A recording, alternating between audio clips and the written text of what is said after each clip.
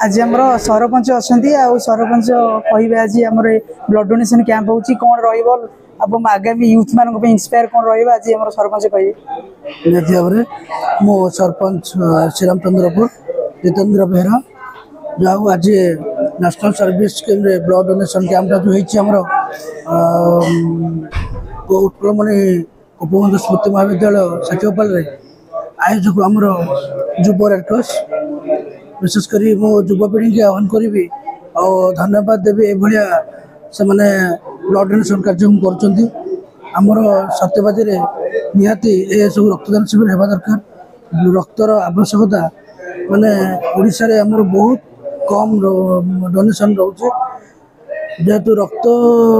जमती रोगी माने कि हमर प्रोब्लेम न हुए कि असुविधार सम्मुखीन न होती से ओडिशा सरकार पक्षर ओडिया पक्ष पालन रक्तदान अभियान हमर 8 अप्रैल होटा आमर भारतीय रेडक्रॉस सोसाइटी ओडिशा राज्य शाखा तरफ होमर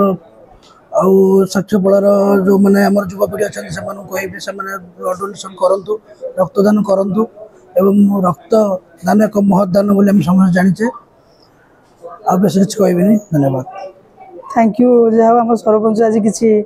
इंस्पायर करेंगे रही कंट्रीब्यूशन सोसाइटी धन्यवाद।